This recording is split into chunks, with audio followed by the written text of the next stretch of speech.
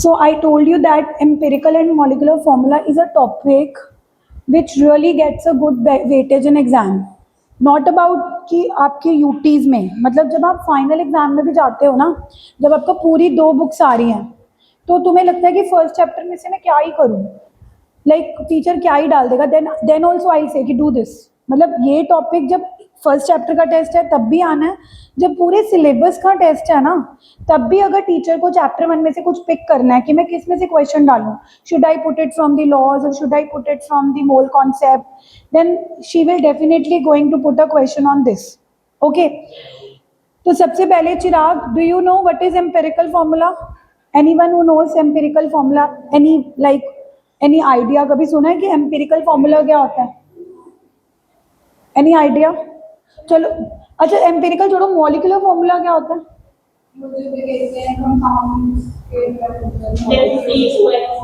Okay, मैं थोड़ा और इजी करती हूँ। ग्लूकोज का मॉलिक्यूलर फॉर्मूला क्या है?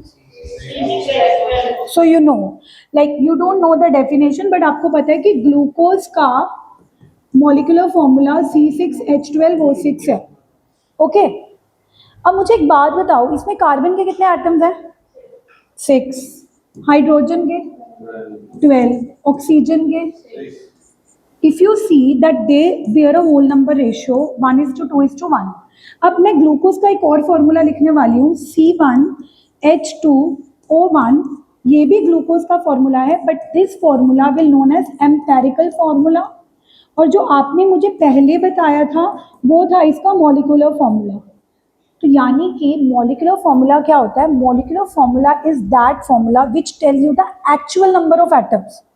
जब मैंने तुमसे पूछा कि ग्लूकोज का मॉलिक्यूलर फॉर्मूला क्या है, तुमने मुझे बोला C6H12O6, यानी कि हमें क्लैरिटी है कि ग्लूकोज में 6 कार्बन है और हाइड्रोजन कितने हैं? 12, एंड ऑक्सीजन कितने हैं? 6। तो ऐसा फॉर्मूला जो हमें एक्चुअल नंबर ऑफ एटम्स बताता है of the respective elements present in it, है ना, तो उस फॉर्मूले को मॉलिक्यूलर फॉर्मूला बोलते हैं। बट अगर हम उनके एक्चुअल नंबर एटम्स को सिंपल होल नंबर रेशियो में कन्वर्ट कर दें, एक्चुअल नंबर ऑफ एटम्स को किस में कन्वर्ट कर दें? सिंपल होल नंबर रेशियो में। जैसे यहाँ पे आपको क्लियरली पता लग रहा है कि 6:12:6 bear a whole number ratio 1:2:1, है ना। तो अब ये जो फॉर्मूला है ये एक्चुअल नंबर ऑफ एटम्स नहीं दे रहा, ये एक्चुअल नंबर ऑफ एटम्स नहीं दे रहा, बस वो ये बता रहा है कि ग्लूकोज में जितने भी हाइड्रोजन है वो कार्बन और ऑक्सीजन से डबल है। एम्पेरिकल फॉर्मूला में एक्चुअल नंबर ऑफ एटम्स नहीं बताता, ये सिर्फ हमें एक इंफॉर्मेशन देता है रेशियो की। रेशियो ही बता रहा है ना कि हाइड्रोजन के एटम्स की रेशियो क्या है? 2 with respect to carbon and oxygen. तो what is the definition, what is the difference between the definition, what is molecular formula which gives the actual number of atoms of each and every element present in it, of each and every element present in. And what is the empirical formula? Does it give you the actual number of atoms? No, it just gives us the simple whole number. Okay, now let's take another example. H2O2 किसका molecular formula? H2O2 is the molecular formula of which compound? Yes, very good, hydrogen peroxide. तो अगर मैं आपसे पूछूं कि hydrogen peroxide का molecular formula क्या है, तो you are going to give H2O2, लेकिन can you tell me the simple whole number ratio? Hydrogen कितने हैं, ऑक्सीजन कितने हैं, तो इनमें रेशियो क्या बनी? 1:2, तो H1O, तो ये इसका क्या बन गया? Empirical formula. कि एम्पेरिकल नहीं आ सकती, empirical formula give us the simplest whole number ratio of atoms of each and every element present in it. मतलब एम्पेरिकल फॉर्मूला हमें सिंपलेस्ट होल नंबर रेशियो देने वाला है। क्या देने वाला है? सिंपलेस्ट होल नंबर, किसकी रेशियो? एटम्स की, of each and every element present in it. जैसे हाइड्रोजन पेरोक्साइड का जो एम्पेरिकल फॉर्मूला है वो हमें ये नहीं बता रहा कि इसमें हाइड्रोजन एक है, वो ये बता रहा है जितने हाइड्रोजन है उतने ही, तभी उनके बीच की रेशियो क्या है? 1:2। बट एक्चुअल हाइड्रोजन पेरोक्साइड का फॉर्मूला कौन सा कंसिडर होगा? H2, because it is actually telling us कि hydrogen are 2 and oxygen are also 2। Okay, let's take another example. Another example of empirical and molecular formula. C12H22O11 is the molecular formula of sucrose. Sucrose जो कि गन्ने की चीनी होती है, cane sugar, उसका जो मॉलिक्यूलर फॉर्मूला है वो क्या होता है, C12। अब इसकी रेशियो देखो 12:22:11। Can you like simplify it further? नहीं कर सकते ना, क्योंकि 12 22 पे कटेगा नहीं।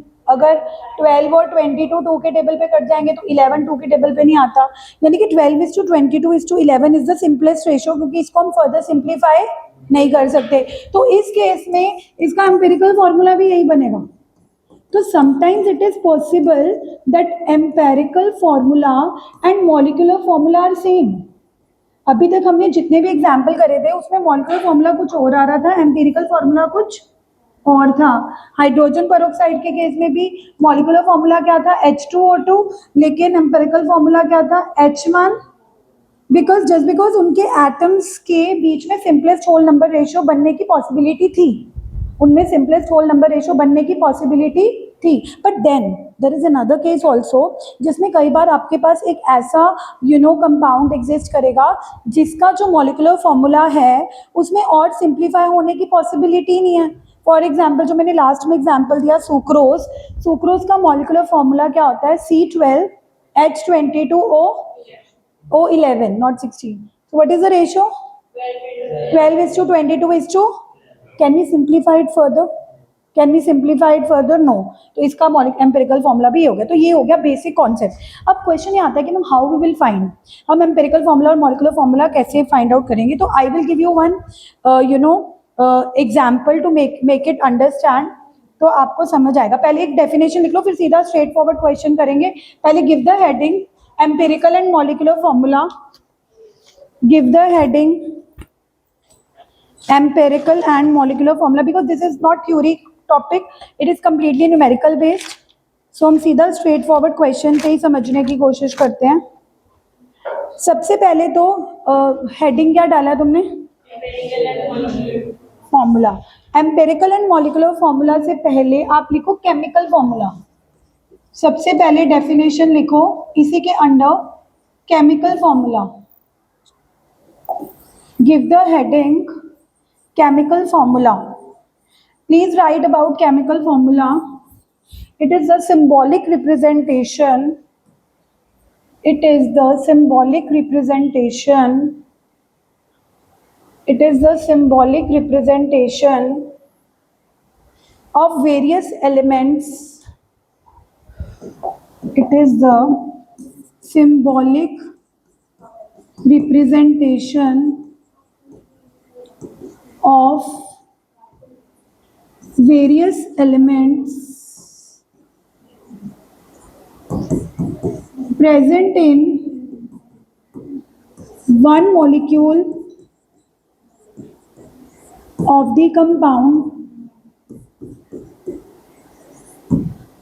केमिकल फॉर्मूला की डेफिनेशन लिखी आपने, symbolic representation of various elements present in a compound.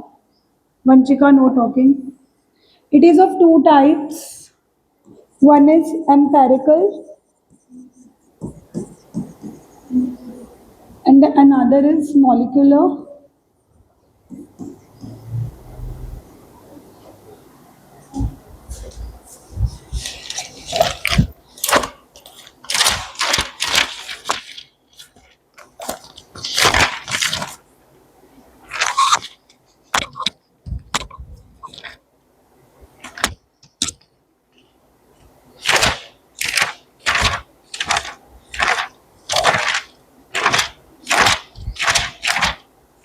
So definition लिखो empirical formula की, it gives the simplest whole number ratio.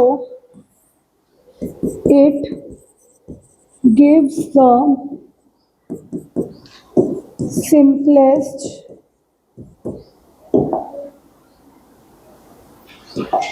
whole number ratio of the atoms of various elements present in it. For example, empirical formula of glucose is C1H2O1, of hydrogen peroxide is H1O1.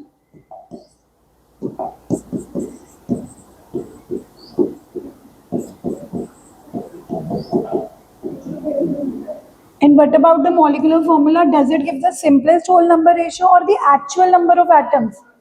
Yes.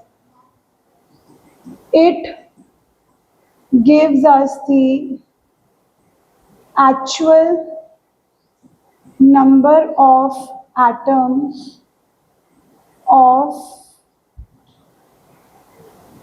various elements present in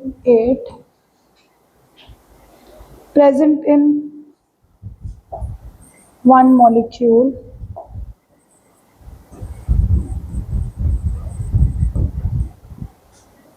Example, molecular formula of glucose is C6H12O6. Ma'am ये जो आपने बताया था C12H12O, ये molecule है, compound ना हो। Molecule is the simplest form और the simplest particle of the compound.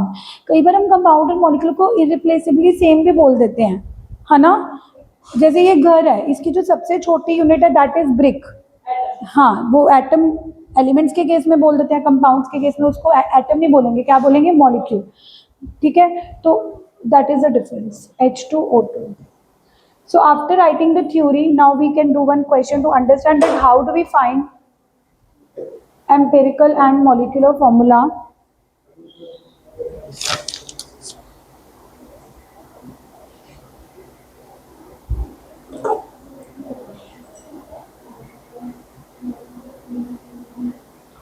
First question is 2.4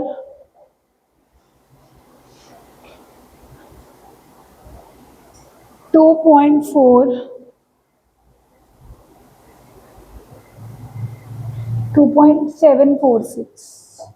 अच्छा, यहाँ पे एक रिलेशनशिप भी लिख लेना, वैसे वो बाद में आएगा. That molecular formula is n times empirical formula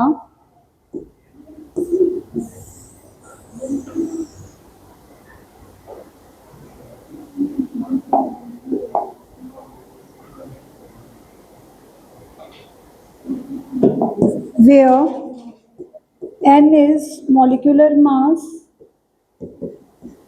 ये लास्ट वाली लाइन बस लिख लेना, but you'll understand when we will do the question.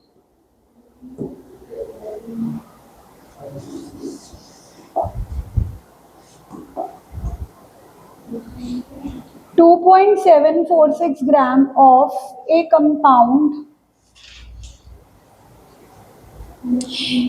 gave on analysis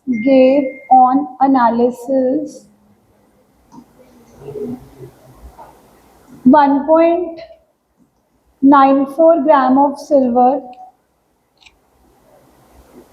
0.268 of sulfur,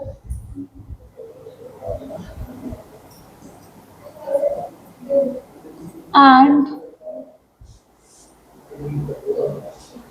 0.538 of oxygen. Calculate the empirical formula. Calculate the empirical formula of the compound. First numerical is on empirical formula.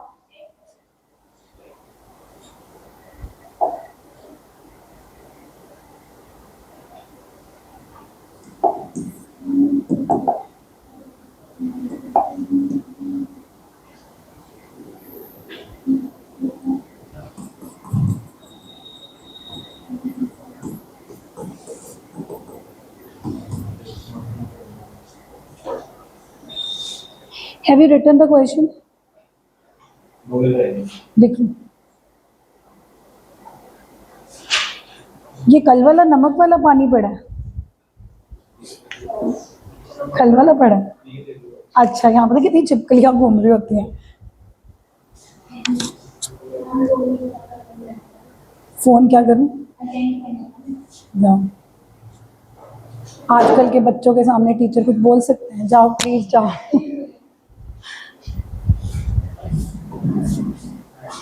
आप friend जैसे नहीं हो रहे आप बोल- यार हमारे time में हम टीचर से डरते थे, अब तुम्हारा टाइम हम बच्चों से डरते हैं।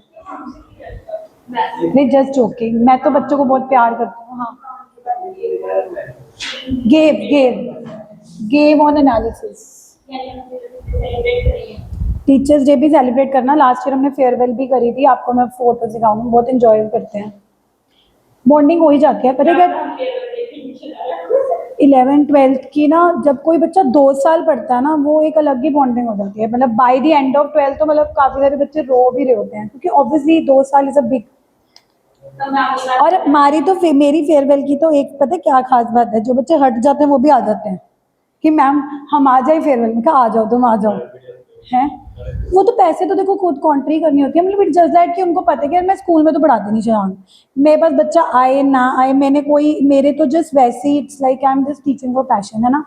तो अगर बच्चा हटता भी है, मान लो कोई बार स्कूल टीचर के पास जाना होता है, कोई भी रीजन होता है, बट दे नो कि मैम के साथ कोई वो नहीं है। वो मेरे को एक लड़का था उमेश बजाज, अब पूछ लेना, वो ना 11th में मेरे पास पढ़ा, तो तब मेरे पास काफ़ी 60 का बैच था। चलो बीच में ना वो हटके स्कूल टीचर के पास चले गए, मुकद के कोई हैं चांसर रैंक, है ना।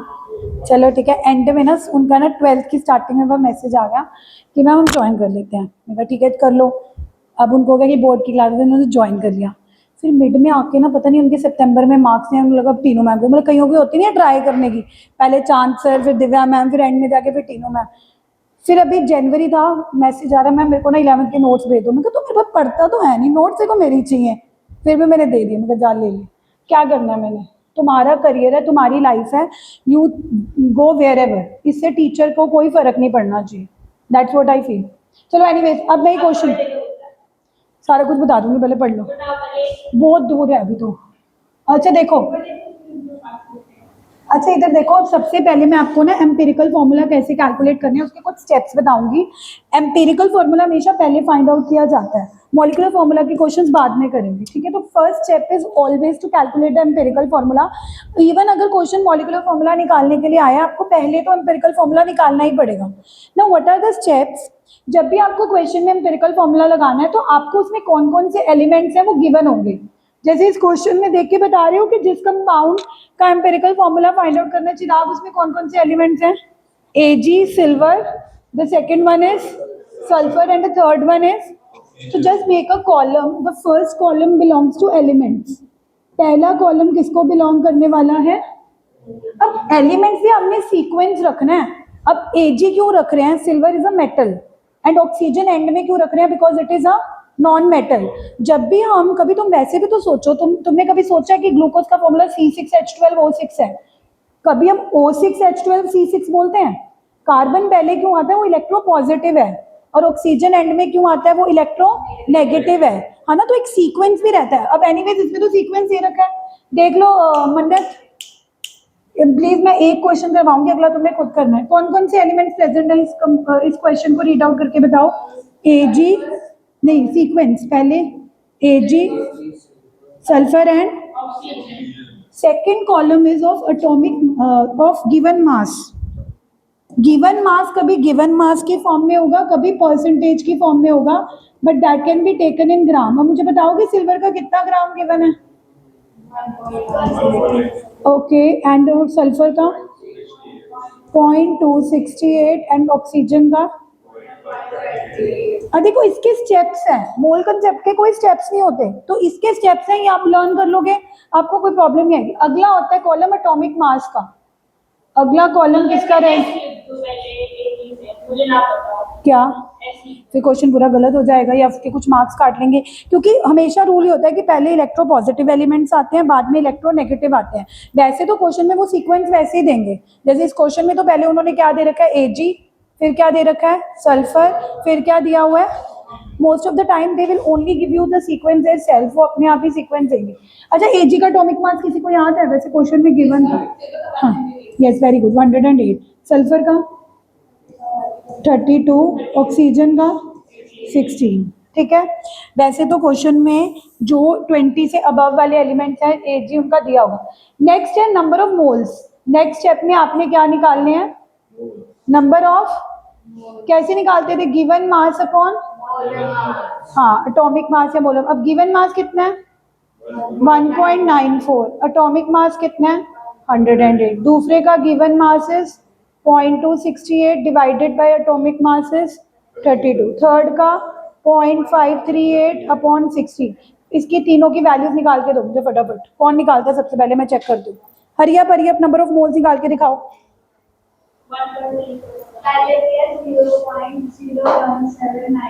0.01796। बस यहाँ तक ले लो, ज्यादा लंबी नहीं लेनी। अगली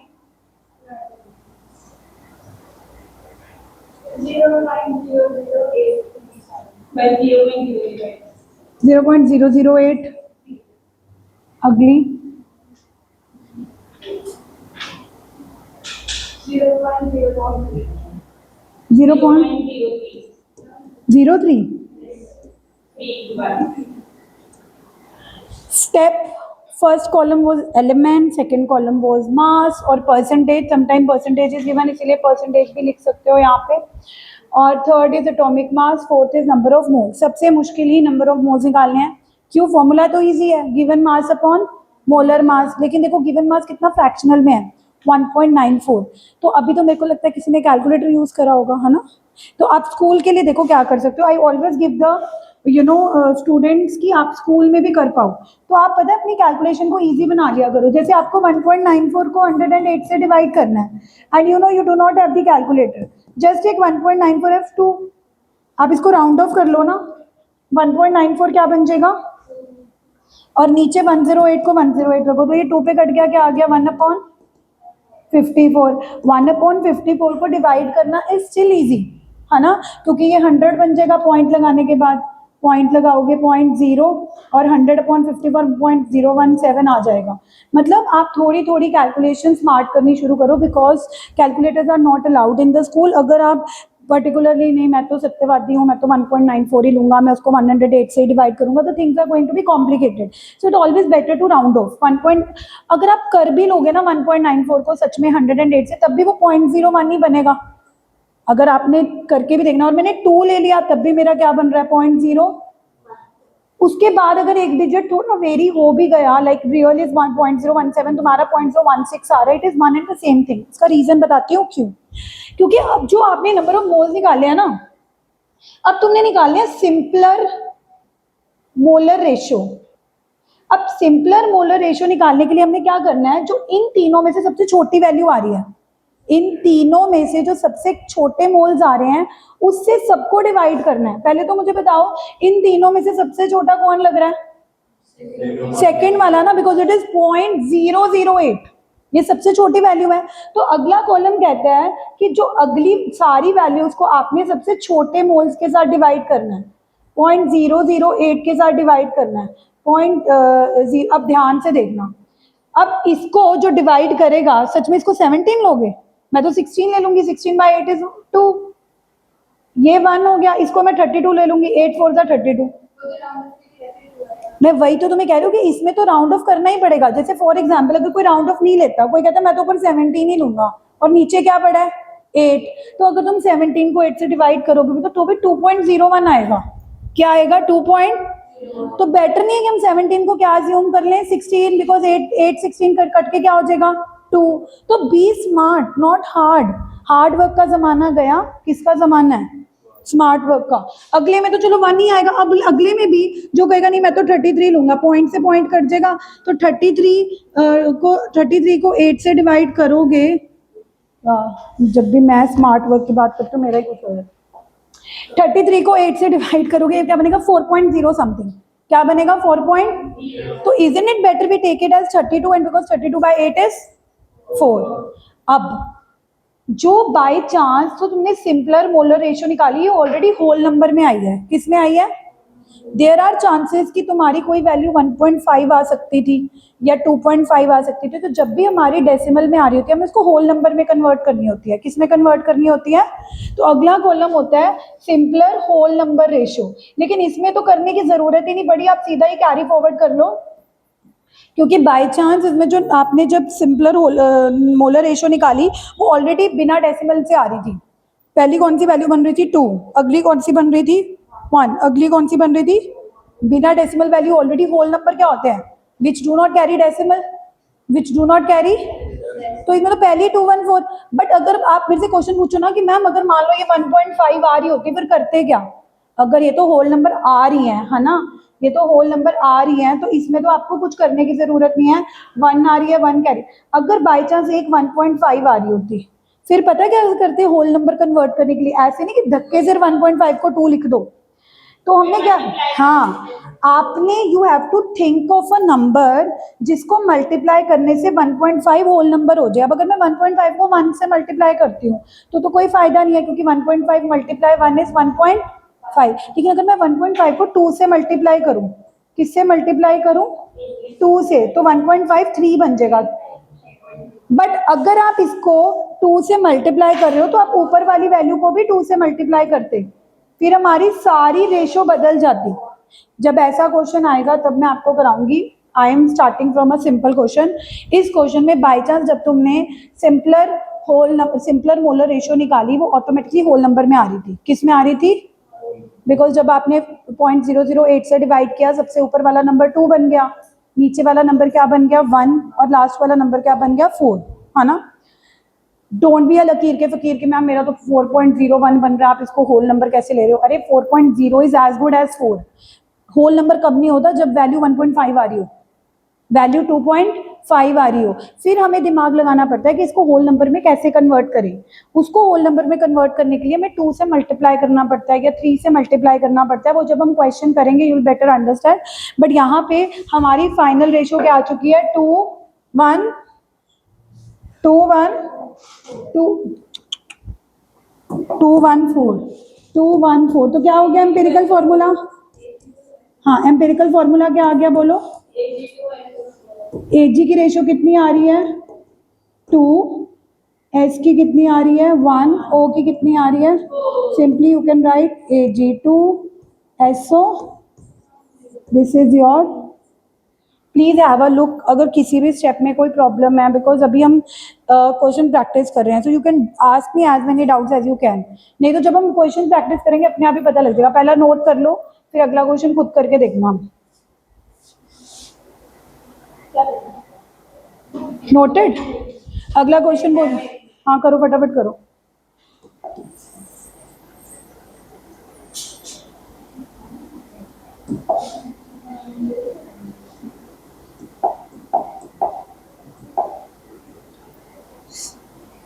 and all the question we will be doing they are sufficient. आपको कोई और क्वेश्चन बुक से देखने की जरूरत नहीं है। जितने क्वेश्चन हम नोट्स में करेंगे उसी में से आ जाएगा।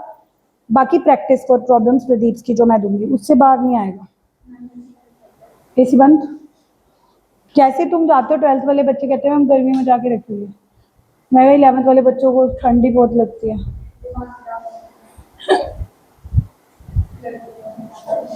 दो नेक्स्ट क्वेश्चन करोगे ट्राई? कोई बोर्ड पे करना चाहेगा? ठीक है, पहले क्वेश्चन लिख ले फिर आ जा। अ कंपाउंड, हाँ क्वेश्चन तो नोट कर ले। अ कंपाउंड कंटेन्स, हैं क्वेश्चन लिख देते हो फिर आ जा। लिखो अ कंपाउंड, पिंक पिंक, चलो पिंक ले लो। A compound contains 4.07% hydrogen, 24.27% carbon, 71.65% chlorine. Find its empirical formula.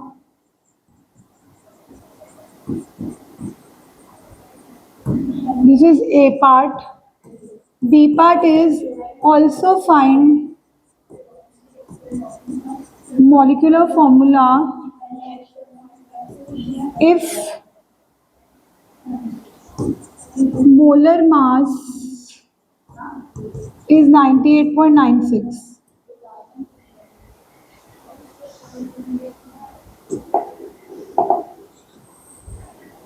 हाँ, जब पहले ए पार्ट तो कर दे, बी पार्ट मैं करूँगी। एम्पेरिकल फॉर्मूला जो मैंने अभी भी सिखाया है,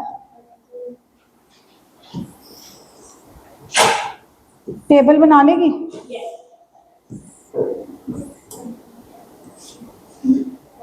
लिख दो पहले क्या आना है? नहीं पहले नहीं मैं समझ गई। What do you mean? हाँ, नहीं मैंने ऐसे नहीं बोलती है।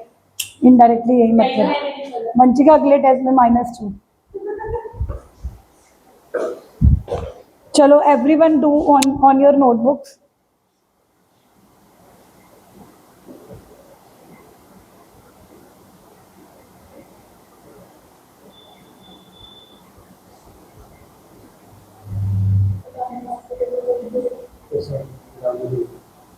हाँ, जो परसेंटेज दे रखी है उसी को मतलब परसेंटेज का मतलब होता है विद रिस्पेक्ट टू 100।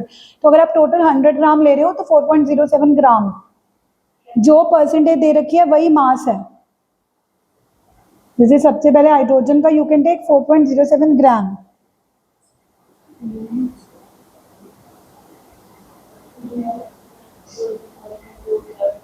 एलिमेंट की जगह ना पूरा सिंबल सिंबल लिखना होता है नाम लिखने की जगह।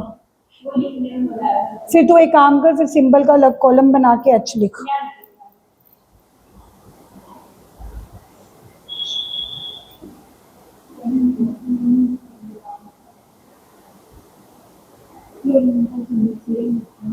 है क्लोरीन का Cl, Cl C और छोटा l।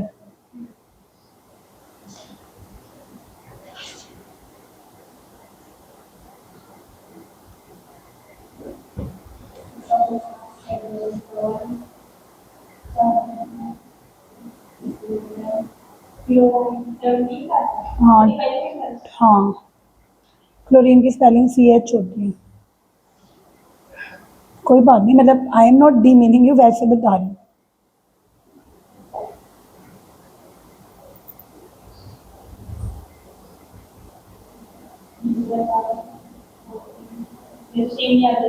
हाँ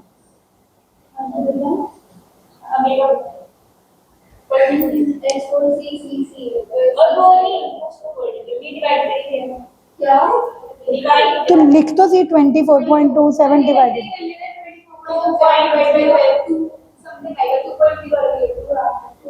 ऐसे मत लिख, पहले से लिख 24.27 डिवाइडेड बाय 12, ऊपर भी 4.07 डिवाइडेड बाय 1 दिखना चाहिए हम कर क्या रहे हैं।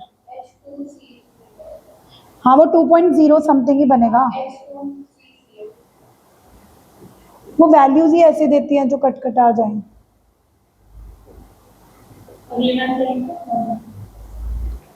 नहीं, इसके साथ लिख इक्वल टू 4.07, अगली आएगी 2.0 समथिंग आएगी, 2.01, अगली आएगी 2.01। हाँ तो अगली फिर डिवाइड करना है ना, सिंपलर मोलर रेशियो।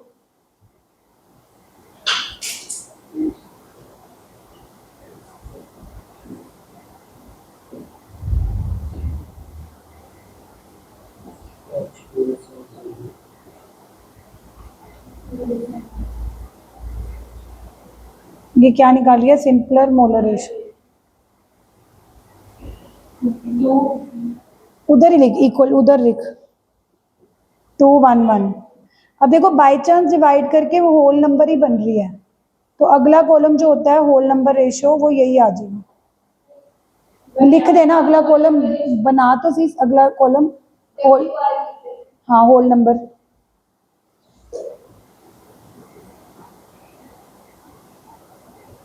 टू 1 तो एम्पिरिकल फॉर्मूला क्या बन गया, ऊपर ऊपर लिखिए। हाँ गलत, मैंने क्या कहा था कि सबसे ऊपर कार्बन आएगा, हाइड्रोजन हमेशा मिडल में आता है और इलेक्ट्रोनेगेटिव एलिमेंट सबसे पीछे आता है। मतलब रेशियो सही आई है, लेकिन लिखने के टाइम पहले कार्बन C1H2, ये ना तुम आगे से ध्यान रखना, हाइड्रोजन कभी भी पहला एलिमेंट नहीं हो सकता, हमेशा कार्बन सबसे पहले लिखो, इलेक्ट्रोपॉजिटिव, क्लोरीन और ऑक्सीजन इलेक्ट्रोनेगेटिव एलिमेंट, हाइड्रोजन भी। किसी स्टेप में कोई डाउट है प्लीज आस्क मी, बिकॉज अभी तो स्टार्ट है, you can ask what ever silly doubt, like अगर आप बोलो इट्स सो सिली, पूछो, कोई बात नहीं। कृष्णा समझ आ गया? हाइड्रोजन को मिडल में रखना, कभी फर्स्ट पे मत लिखना, ठीक है। अब ये आपका क्या है, एम्पिरिकल। अब बी पार्ट कहता है कि आपको मॉलिक्यूलर फॉर्मूला भी निकालना है, जिसके लिए आपको मोलर मास गिवन है। अब ध्यान से देखो, जब तो आपको सिर्फ एम्पिरिकल फॉर्मूला निकालना हो फिर तो आपका काम हो गया खत्म, लेकिन टू अंडरस्टैंड बी सबसे पहले आपको एम्पिरिकल मास निकालना है। एम्पिरिकल मास कैसे निकलेगा, जैसे हम मॉलिक्यूलर मास निकालते हैं ना, मॉलिक्यूलर मास निकालने के लिए हम क्या करते हैं, जो उसके फॉर्मूले में एलिमेंट्स होते हैं उसके मासेस को प्लस कर देते हैं। यहाँ पे एम्पिरिकल फॉर्मूले में कितने कार्बन है, 1, कार्बन का कितना होता है 12, हाइड्रोजन कितने हैं 2, हाइड्रोजन का कितना होता है 1, क्लोरीन कितने हैं 1, क्लोरीन का कितना होता है 35.5। आप कहोगे कि मैम ये तो आप वैसे ही निकाल रहे हो जैसे मोलर मास निकालते हैं, तरीका वही है जैसे हम मोलर मास निकालते हैं, but why we are calling it as empirical mass, क्योंकि it is being calculated from empirical formula. जो मास एम्पिरिकल फॉर्मूला से निकाला जा रहा है उसको क्या बोला जाएगा, एम्पिरिकल मास। निकालने का तरीका वही है जैसे हम फॉर्मूले को देख के मॉलिक्यूलर मास निकालते थे ना, कि हाँ इसमें कितने कार्बन है 1, तो कार्बन का 12 होता है, हाइड्रोजन कितने हैं 2, अब इसको प्लस करके कितना बन गया 37 + 12 49.5। जब भी आपको मॉलिक्यूलर फॉर्मूला निकालना होगा, मॉलिक्यूलर मास गिवन होगा। मॉलिक्यूलर मास कितना गिवन है क्वेश्चन में, देख के बताओ बी पार्ट में। मॉलिक्यूलर मास हम नहीं निकाल सकते क्योंकि वो हमेशा गिवन ही होगा, क्योंकि मॉलिक्यूलर फॉर्मूला तो हमने निकालना है। अब मैंने आपको एक फॉर्मूला लिखवाया था एन, क्या दिखाया था एन, एन का फॉर्मूला होता है molecular mass upon, guys molar mass कितना गिवन है, बातें नहीं, 98। एम्पिरिकल मास कितना है, अप्रोक्सीमेटली ये क्या बनेगा, तो दैट मीन्स मॉलिक्यूलर फॉर्मूला जो हमें निकालना था, जो एक्चुअल नंबर ऑफ एटम्स देता है, that is n times the empirical formula.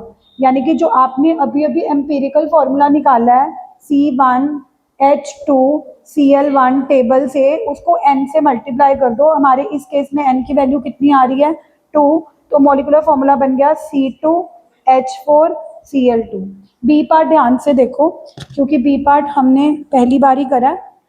मैंने फॉर्मूले पहले लिखवा दिए थे कि molecular formula is n times empirical formula, लेकिन मैंने बोला था कि मैं बाद में समझाऊंगी, तो यहाँ पे ये मैं समझा रही हूँ कि जब भी आपको क्वेश्चन में मॉलिक्यूलर फॉर्मूला निकालना होगा which gives the actual number of atoms, तो उसके लिए जो आप एम्पिरिकल फॉर्मूला टेबल से निकालते हो उसको आपको n से मल्टीप्लाई करना पड़ता है। किससे मल्टीप्लाई करना पड़ता है, but what is n, n भी तो निकालना पड़ेगा। तो n का फॉर्मूला क्या है बोलो, मोलर मास अपॉन। अब कोई स्टूडेंट कह सकता है कि मैम मोलर मास कैसे निकालें, मोलर मास तो मॉलिक्यूलर फॉर्मूले से निकलता है, मॉलिक्यूलर फॉर्मूला तो हमें निकालना है, तो मोलर मास हमेशा क्वेश्चन में गिवन होगा। For a question like this जिसमें हमें मॉलिक्यूलर फॉर्मूला निकालना है, उसमें हमें मॉलिक्यूलर मास गिवन होगा, अदरवाइज मॉलिक्यूलर मास फॉर्मूले से निकालते हैं, अदरवाइज मॉलिक्यूलर मास कहाँ से निकालते हैं, फॉर्मूले से। बट इस क्वेश्चन में तो फॉर्मूला भी निकाल, अब जैसे फॉर एग्जांपल अगर मैं तुमसे पूछूं what is the molecular mass of sulphuric acid, तो पहले तुम सल्फ्यूरिक एसिड का फॉर्मूला सोचोगे H2SO4, फिर उसका मॉलिक्यूलर मास निकालोगे ना 2 × 1 + 32 + 4 × 16। But I am trying to say you is कि मोलर मास फॉर्मूले से ही निकाला जाता है, बट इस क्वेश्चन में तो हमें फॉर्मूला निकालना है ना, तो मोलर मास गिवन होगा, you can see molar mass given है, बट जो डिनोमिनेटर में एम्पिरिकल मास है वो तो हमें खुद निकालना पड़ेगा, वो कहाँ से निकलेगा, किससे। तो यानी कि अगर क्वेश्चन मॉलिक्यूलर फॉर्मूला का है तब भी पहले तो एम्पिरिकल फॉर्मूला निकालना ही पड़ेगा ना, जैसे इस क्वेश्चन में तो बाय चांस उन्होंने बोला था कि मॉलिक्यूलर फॉर्मूला भी निकालो, एम्पिरिकल फॉर्मूला भी निकालो। अगर मान लो इस क्वेश्चन में ना लिखा होता कि एम्पिरिकल फॉर्मूला निकालो, सीधा ही क्वेश्चन होता कैलकुलेट द मॉलिक्यूलर फॉर्मूला, तब भी ये क्वेश्चन एम्पिरिकल फॉर्मूला का है ही है। जब तक आप ये टेबल बनाकर एम्पिरिकल फॉर्मूला नहीं निकालोगे तब तक आपके पास किसकी वैल्यू नहीं आएगी, एन की। जब तक आपके पास एन की वैल्यू नहीं आएगी, जब तक आपके पास एम्पिरिकल फॉर्मूला नहीं आएगा, तब तक आप मॉलिक्यूलर फॉर्मूला कैलकुलेट नहीं कर सकते। बस एक चीज बता देती हूँ, कई बार ना मोलर मास नहीं गिवन होता, वेपर डेंसिटी गिवन होती है, तो याद रखना वेपर डेंसिटी को ट्वाइस कर दो, वो मोलर मास होता है।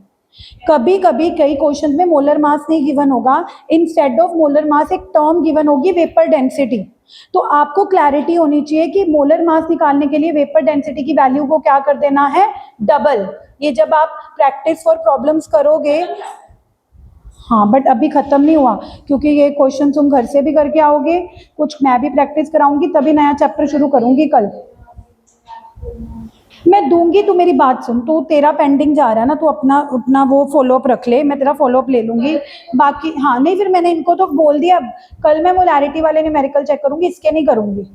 अगर इसके मैं कल दे दूंगी, लेकिन अब तू मोलारिटी वाले करके आना। पता है क्यों कह रही हूँ, क्योंकि मुझे पता है as a teacher I know student face a lot of problems in molarity.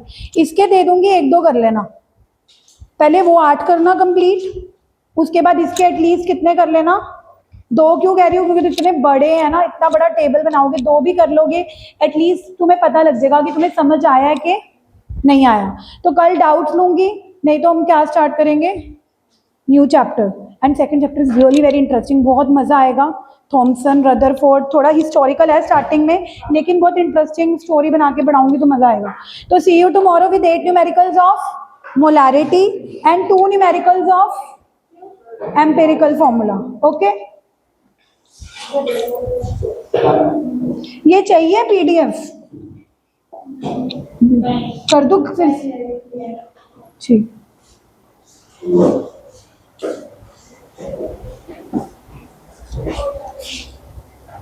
अभी तो 6 मिनट पड़े हैं क्लास के। वही देखना तुम कितने बदतमीज हो, एक क्वेश्चन और हो जाता। 5 मिनट लेट आना है, 5 मिनट पहले आना है, खत्म करनी है क्लास। मैं सोच रही हूँ टाइम 5 मिनट ऊपर हो गया।